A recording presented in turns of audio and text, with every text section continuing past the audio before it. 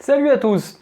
Alors je vous propose de retrouver dans cette vidéo toujours du terme des fonctions et de la continuité, mais cette fois-ci pour une mise en application du théorème des valeurs intermédiaires et de son corollaire. Donc là je vous propose un exercice avec des questions extraites, un peu remodelées d'un type bac, donc de Nouvelle-Calédonie novembre 2013.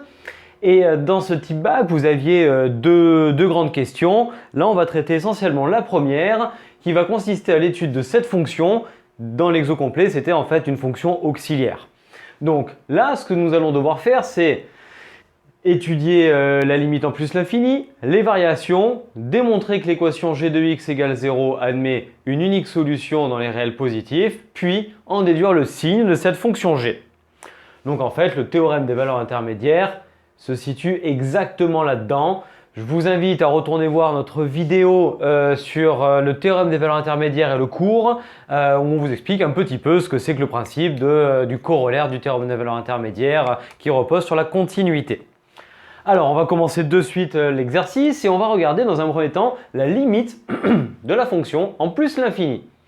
On analyse un petit peu la fonction g. X carré ça tend vers plus l'infini, exponentielle de x ça tend vers plus l'infini, par produit aussi, le moins 1 n'intervient pas, aucune forme indéterminée. Donc là, pas de problème, pas besoin de modifier l'expression de la fonction g. Alors, première question. Hop. On a limite de x carré lorsque x tend vers plus l'infini qui est égal à plus l'infini. Limite de exponentielle de x lorsque x tend vers plus l'infini qui fait plus l'infini. Entre les deux fonctions, c'est un produit. Donc par produit, limite de x carré exponentielle x lorsque x tend vers plus l'infini qui fait plus l'infini. Et on retire 1.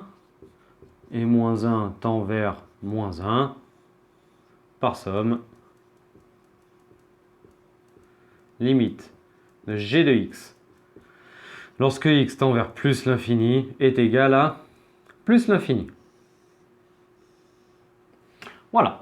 Donc première question, la limite est faite. Maintenant, on va passer aux variations de la fonction g.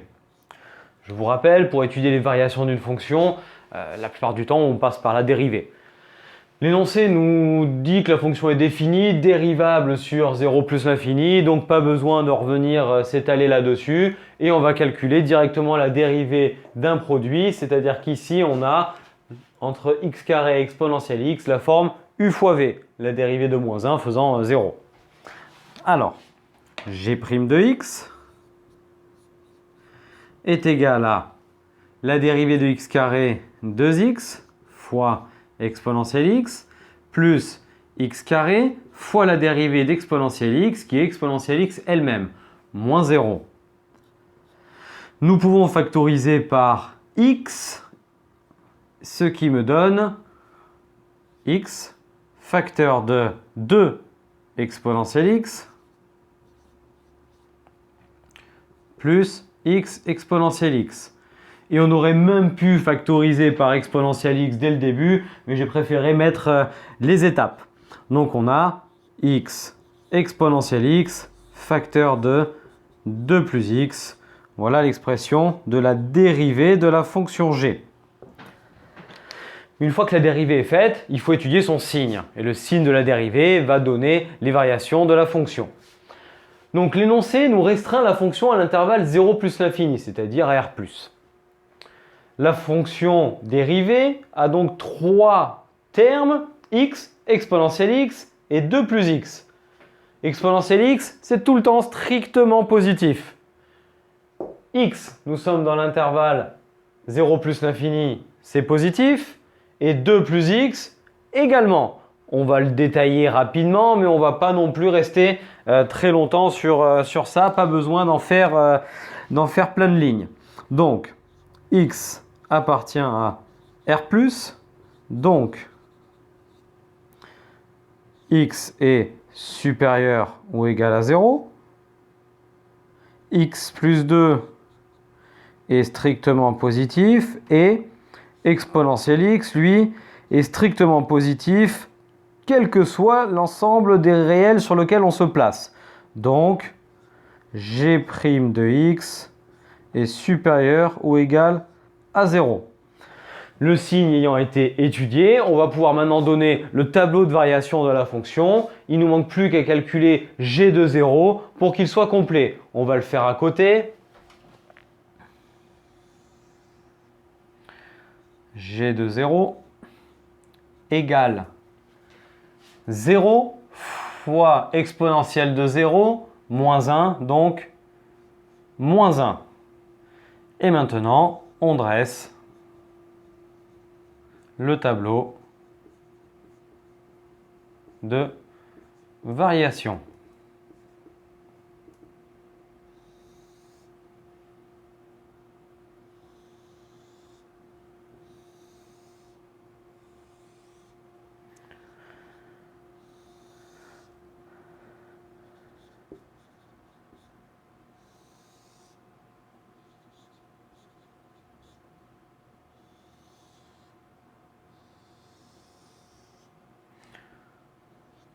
Alors, dans le tableau de variation, on y met le signe de la dérivée qui s'annule nulle part, éventuellement en 0, puis une fonction qui vaut moins 1 en 0, qui est croissante et qui tend vers plus l'infini.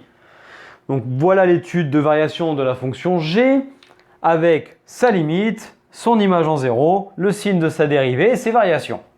Donc la question 2 est aboutie, on a étudié les variations de la fonction g. Maintenant, on arrive à la question 3 qui est un petit peu l'intérêt de cette vidéo, c'est-à-dire vous démontrer que l'équation g de x égale à 0 admet une unique solution dans une équation que l'on ne saurait pas résoudre comme ça. Ceux qui n'en sont pas convaincus, je vous invite à vous lancer dans la résolution et vous allez voir qu'on va se retrouver avec exponentielle de x est égal à 1 sur x carré et on est bloqué. Même si on a déjà fait le logarithme, ça ne marchera pas puisque le x sera un coup dans l'exponentielle, un coup dans le ln et on n'arrivera pas à s'en sortir. Le meilleur moyen de le visualiser, c'est de le faire. Alors, on ne va pas perdre le temps là-dessus, on va passer directement à la bonne méthode. Donc, question 3.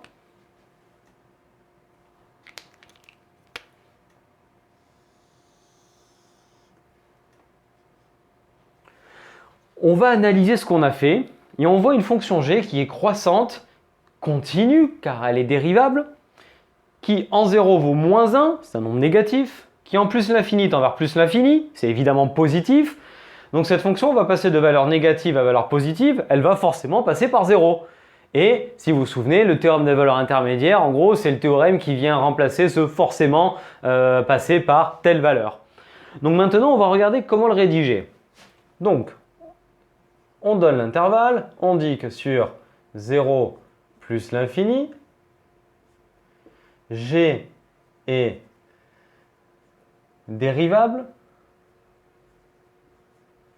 donc continue.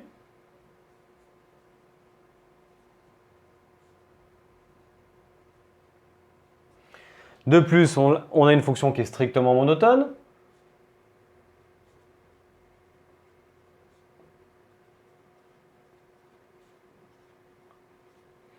Et maintenant, on va donner l'intervalle image.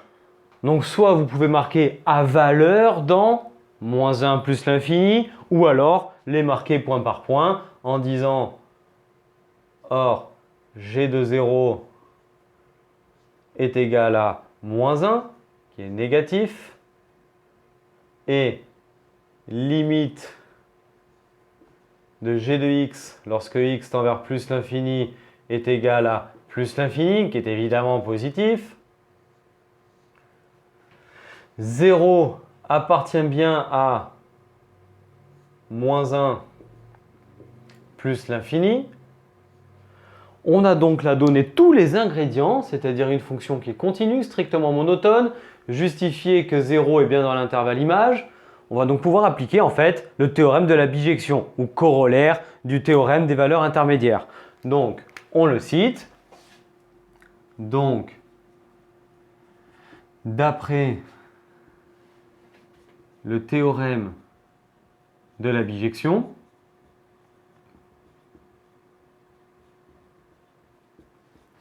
l'équation g de x égale 0 admet une unique solution alpha qui appartient à 0 plus l'infini. Si vos enseignants ne disent pas le théorème de la bijection, mais le corollaire du théorème des valeurs intermédiaires, vous marquez ça. Vous devez marquer leur phrase. Là, vous avez une trame avec les éléments qui doivent figurer dans cette preuve, la continuité, la monotonie, les bornes et le fait que 0 appartienne bien à l'intervalle image, puis le théorème, et donc on a une unique solution. Vous voyez bien qu'on n'a rien résolu, on a simplement rédigé. Donc, faites-vous une fiche, marquez ces phrases de façon à ce que vous les reteniez. C'est dommage et bête de perdre des points sur des questions qui sont somme toute assez simples quand même. Vous verrez souvent dans ces exercices, on vous demande de déterminer un encadrement ou une valeur à 10-3 près de alpha. Là, c'est de la calculatrice. Donc, on reviendra ultérieurement sur ce thème pour voir un petit peu comment ça marche. Mais là, le but, c'était essentiellement de vous montrer l'application du corollaire du TVI et ensuite voir un petit peu comment est-ce qu'on analyse le signe d'une fonction grâce à ça. Donc, on peut venir placer la valeur de alpha dans ce tableau. Et alpha est une valeur qui donc annule, et c'est la seule valeur qui annule la fonction g. Donc il est clair que là, on a une fonction qui va de moins 1 à 0, puis ensuite de 0 à plus l'infini, donc elle est négative, puis positive, et s'annule en alpha. Ce qui répond en fait directement à la question 4. Donc, d'après les questions précédentes,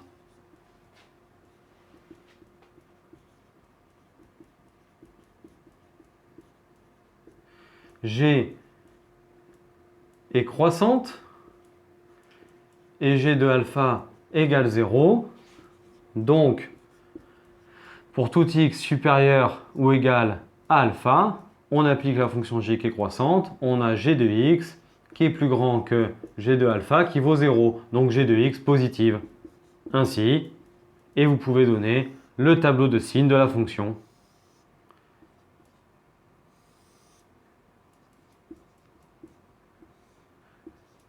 On y fait figurer la valeur de alpha, où s'annule g. Elle est négative avant et positive après. On obtient ainsi le signe d'une fonction qu'on n'était pas capable d'étudier sans appliquer ce théorème-là. Donc voilà, ce qui clôture cet exercice. J'espère que vous avez compris un petit peu le principe, les rappels qu'on a fait rapidement autour de la limite, la dérivée, l'étude des variations et là, surtout la question importante, l'application du théorème des valeurs intermédiaires au travers de son corollaire. Donc, j'espère que tout est clair pour vous. Faites plein d'exercices de ce style-là pour arriver à assimiler la notion et apprendre la phrase, la trame de rédaction qui est associée à ce théorème. Et je vous remercie donc à tous d'avoir suivi cette vidéo. Je vous invite à chacun de venir activer la cloche sur notre chaîne pour avoir les notifications des nouvelles vidéos qui seront mises en ligne au fur et à mesure, mais également de nous suivre sur nos réseaux sociaux Facebook et Instagram, de partager, liker, mettre un petit pouce sur chacun de nos vidéos et de commenter. Je vous souhaite à tous d'ici à la prochaine vidéo une excellente journée et je vous dis à très bientôt. Allez, ciao tout le monde!